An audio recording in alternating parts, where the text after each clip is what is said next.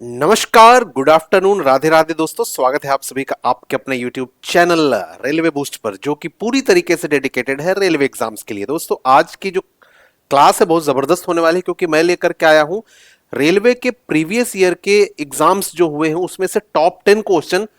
और वो top 10 question जिस पैटर्न पर लगभग हर एग्जाम में क्वेश्चन पूछे जाते हैं, यानी ये टॉप 10 क्वेश्चन वे हैं जो एग्जाम में 100% आएंगे। सिर्फ इनके न्यूमेरिकल वैल्यूज चेंज होंगे, लेकिन तरीके यही होंगे। चाहे वो आपका एलपी का एग्जाम हो, चाहे टेक का हो, चाहे जेई का हो, चाहे सेक्शन कंट्रोलर का एग्जाम हो। तो दोस्तों आइए स्टार्ट करते हैं। आज का पहला क्वेश्चन ये रहा आपकी स्क्रीन पर। जल्दी से आप लोग एक बार इस क्वेश्चन का आंसर देने की कोशिश कीजिए।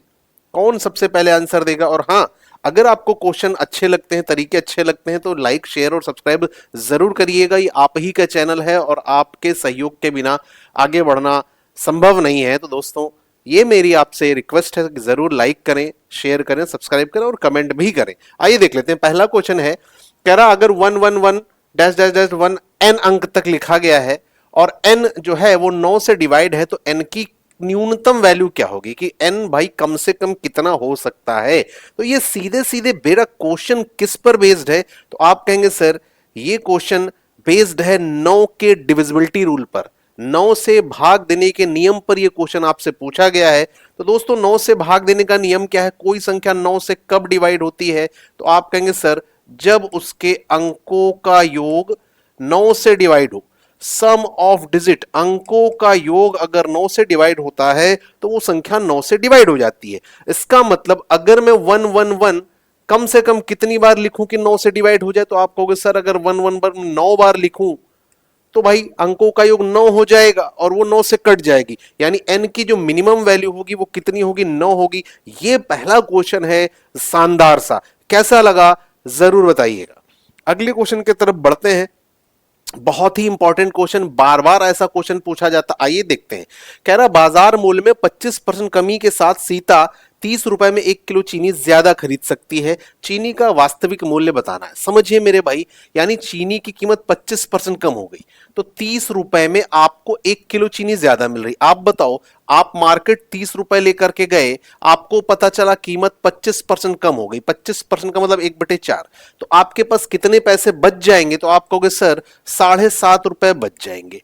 और इस 7.5 रुपए का आप क्या करोगे? या तो आप दोस्तों के साथ सिगरेट पी जाओगे, या फिर आप क्या करोगे? 1 किलो चीनी ज्यादा खरीद लोगे। तो आप बताओ 7.5 रुपए की 1 किलो आपको चीनी एक्स्ट्रा मिल रही है। लेकिन दोस्तों ये न्यू रेट है। क्या आपसे न्यू रेट पूछा है?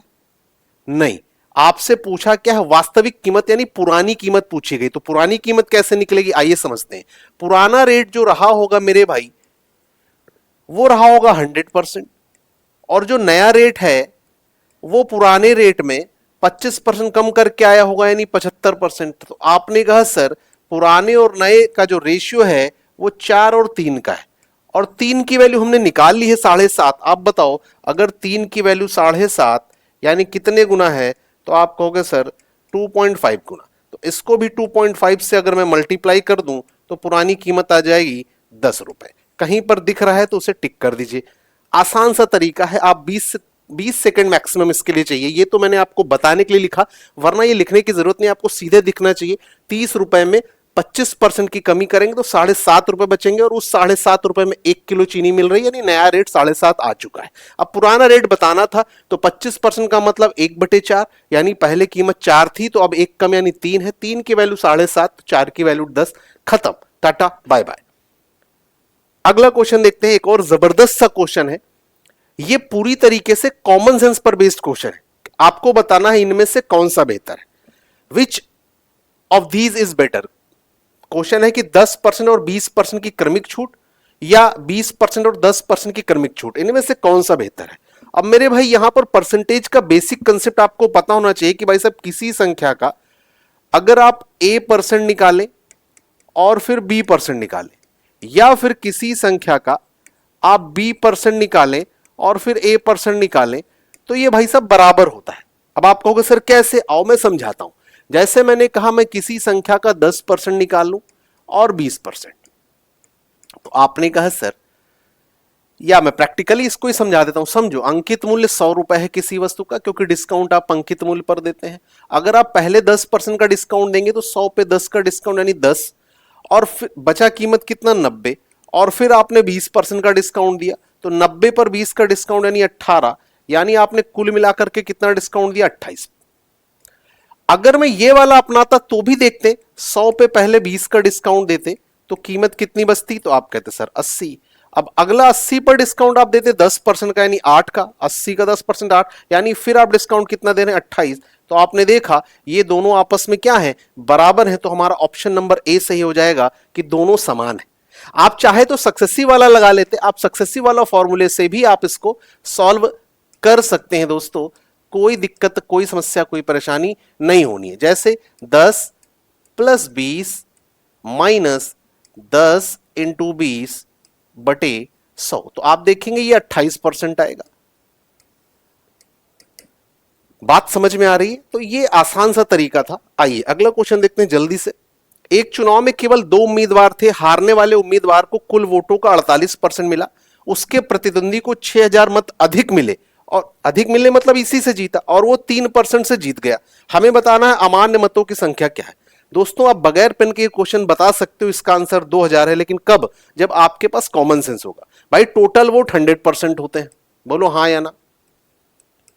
जो हारा है उसको 48% मिला है टोटल का, और कह रहा है वो 3% से जीता है दूसरा वाला, यानी उसको 51% मिले होंगे, तभी इन दोनों का तो अंतर 3% आएगा। 100% में से ये कितना हो गया, तो आपने कहा सर ये हो गया 99%। भाई एक को 48 मिला, एक को 51 मिला, तो बचा हो गया 99%, यानी जो अमान्य मत है वो सिर्फ 1% बचे, बोलो हाँ या ना। क्वेश्चन में 3% की वैल्यू 6000 दे रखी है, क्योंकि वो 3% से जीता और 6000 अधिक वोट मिले, 6000 अधिक मिले तभी तो जीता। तो 3% की वैल्यू अगर 6000 है, हमसे 1% की वैल्यू पूछी है, तो आप बगैर पेन के बता सकते थे 2000 इसका आंसर। जल्दी से अगला क्वेश्चन देख लेते हैं। एक व्यापारी अपने सामान पर क्रय मूल्य से 20% ज्यादा लिखता है और 5% का डिस्काउंट देता है, अंतिम प्राप्त लाभ परसेंट बताना। समझो कोई वस्तु 100 रुपए की कोई चीज खरीदता है और उस पर वो 20% ज्यादा लिख देता है, यानी 120 लिख देता है। ये सीपी है, ये अंकित मूल्य है। अब वो डिस्काउंट दे रहा है कितने परसेंट का, 5% का डिस्काउंट अंकित मूल्य पर देगा। 120 का 5% होगा 6, भाई 120 का 10% 12, तो 5% 6, तो 6 का डिस्काउंट देगा, तो बेचेगा कितने में, 114 में। अब आप बताओ खरीदा 100 में, बेचा 114 में, तो लाभ कितना, तो आप कहेंगे सर 14% का। बोलो तारा। मजा आया? आइए नेक्स्ट क्वेश्चन। पी क्यू की तुलना में 5% अधिक समय लेता है, यदि वे एक साथ काम करते हैं तो काम 18 दिन में पूरा हो जाता है, क्यू अकेले कितने दिन में करेगा। समझो भाई साहब, पी है और क्यू है, पहले टाइम की बात कर रहा है। कह रहा पी क्यू की तुलना में 50% ज्यादा टाइम लेता है, यानी क्यू को अगर 2 दिन लगते हैं तो पी को 50% ज्यादा नहीं 3, तो मैं कहूंगा टाइम का रेशियो आ गया 3:2 पी क्यू की तुलना में। हाँ ठीक है। अगर मैं एफिशिएंसी की बात करता हूं तो आप कहेंगे सर टाइम और एफिशिएंसी एक दूसरे का रेसिप्रोकल होता है, यानी पी एक दिन में 2 यूनिट काम करेगा, क्यू एक दिन में 3 यूनिट काम करेगा, दोनों मिलकर एक दिन में कितना करेंगे, तो आपने कहा सर 5 यूनिट। क्वेश्चन कह रहा दोनों मिलकर 18 दिन में काम पूरा कर लेते हैं, एक दिन में 5, तो 18 दिन में कितना काम करेंगे, यही टोटल काम होगा। तो टोटल काम होगा 18 पंचे 90। मुझे बताना क्यू अकेले कितने दिन में करेगा, तो क्यू की क्षमता है 3, अगर मैं 3 से इसे डिवाइड कर देता हूं तो हमारा आंसर आ जाएगा 30 दिन। खेल खत्म, टाटा बाय बाय। अगला क्वेश्चन देख लेते हैं दोस्त।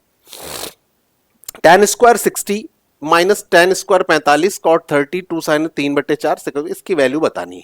देखो भाई tan 60 की वैल्यू होती है √3, और √3 का स्क्वायर करोगे तो 3 आएगा, माइनस tan 45 की वैल्यू 1 होती है, 1 को 2 से गुणा करोगे 2 आएगा।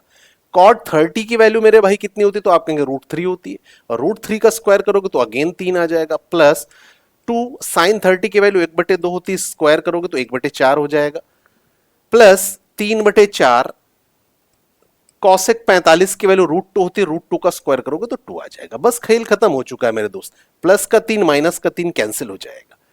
आप यहां पर देखेंगे 2 दूनी 4 ये हो गया, और 2 दूनी 4 ये हो गया, तो हमारे पास बचा माइनस का 2, प्लस का 1/2 और प्लस का 3/2। तो आपने कहा सर माइनस का 2 प्लस का 3 1 4/2 यानी 2 -2 + 2 हमारा आंसर क्या आ गया, कट पिट करके 0 आ गया। खाया पिया कुछ नहीं, ग्लास तोड़ा 12 आना। मजा आ रहा है दोस्तों? अगर अच्छा लग रहा है तो लाइक शेयर सब्सक्राइब जरूर करिएगा, ऐसे क्वेश्चन आपको जरूर मिलेंगे, ये मोस्ट रिपीटेड पैटर्न है। अगला क्वेश्चन कह रहा है एक संख्या 9:5 के अनुपात में विभाजित है, जब प्रत्येक संख्या में 8 जोड़ा जाता है तो अनुपात 5:3 हो जाता है, दोनों में से बड़ी संख्या बतानी है। भाई साहब, अगर किसी संख्या को 9:5 में तोड़ा गया है, यानी जो बड़ी संख्या होगी वो 9 का मल्टीपल होगी, तो 80 हमारा आंसर नहीं हो सकता। हाँ या ना बोलो? आपने कहा सर 69 भी नहीं हो सकता, ये दोनों हो सकते हैं। अब मेरे भाई आगे कह रहा कि अगर प्रत्येक संख्या में 8 जोड़ा जाए, यानी अगर मैं इसमें 8 जोड़ूं तो किससे कटना चाहिए, 5 से। तो 72 में 8 जोड़ूं 80, क्या ये 5 से कटता है? बिल्कुल कटता है। 81 में अगर मैं 8 जोड़ूं तो क्या ये 5 से कटेगा? आपने कहा नहीं, ये तो नहीं कटेगा, यानी हमारा आंसर क्या आ गया, 72 इसका आंसर आ गया। कोई रेशियो नहीं बनाना कि 9/9 5x + 8 + 8 = 5/3, कुछ नहीं करना, कॉमन सेंस लगाइए। बड़ी संख्या 9 का मल्टीपल होगी, तो ऑप्शन 2 ऐसे ही कट गए। अब 2 बच गए, अब 2 में मुझे चेक करना है, तो क्वेश्चन में कह रहा है 8 जोड़ने पर 5:3 हो जाता है, 8 जोड़ने पर बड़ी संख्या 5 से कटेगी। तो हमने 72 में 8 जोड़ा, 80 5 से कटता है, 81 में 8 जोड़ेंगे 89 नहीं कटेगा, खत्म हो गया। ये है एग्जाम वाली अप्रोच। अब ये क्वेश्चन बहुत जबरदस्त है, इसमें से कौन सा द्विघाती समीकरण नहीं है, क्वाड्रेटिक इक्वेशन नहीं है। आप देखेंगे इसको अगर मैं सॉल्व करूंगा तो यहां x² आएगा, इसको सॉल्व करूंगा तो 2x² आएगा, 2x² में से x² घटेगा तो x² बचेगा, तो ये तो क्वाड्रेटिक है हमारा। क्वाड्रेटिक का द्विघात समीकरण का मतलब क्या, पावर 2 होनी चाहिए। अब इसको अगर मैं खोलता हूं x + 1 का होल स्क्वायर खोलूंगा तो x² हो जाएगा और ये 2x आएगा, तो x² तो मिलेगा मिलेगा, ये भी क्वाड्रेटिक इक्वेशन है। इसको अगर मैं खोलता हूं तो 2m² और यहां m² है, घटेगा तो m² बचेगा, ये भी क्वाड्रेटिक है। इसको अगर मैं खोलता हूं तो देखो x² और यहां x² कैंसिल हो जाएगा, तो ये हमारा क्वाड्रेटिक नहीं है। ये नहीं कि हम पूरा सॉल्व करके देखें, ये आपको पता होना चाहिए, कंसेप्ट इज द किंग। समझे दोस्त? शॉर्टकट इसमें कोई नहीं लगेगा, आपको कॉन्सेप्ट ही लगाना, लॉजिक पता होना चाहिए। लास्ट क्वेश्चन देख लेते हैं। इनमें से किस समीकरण के मूल -2 और 3 है, यानी अगर ये अल्फा है तो ये बीटा है। मेरे भाई अगर आपको मूल दिए हो तो समीकरण कैसे बनती है तो आपको पता होना चाहिए, x² - alpha + beta x + alpha × beta = 0, ये होता है समीकरण। रख देते हैं भाई साहब, x² - अल्फा + बीटा -2 और +3 करेंगे तो प्लस का 1 आएगा, और प्लस का 1 × माइनस तो माइनस का x हो जाएगा, और प्लस अल्फा × बीटा करेंगे तो -2 × 3 होगा तो माइनस का 6 हो जाएगा, = 0। ये कहीं पर दिख जाए उसे टिक कर दीजिए, x² - x - 6 = 0, ये हमारा हो गया। तो आपने देखा ये ऐसे क्वेश्चन है जो आप लगातार पाएंगे। तो अगर ये आपको अच्छा लगा है तो इसको लाइक शेयर और सब्सक्राइब जरूर कर लीजिएगा और इनकी प्रैक्टिस भी कर लीजिएगा। ऐसे ही सेशंस आपको लगातार मिलते रहेंगे। धन्यवाद।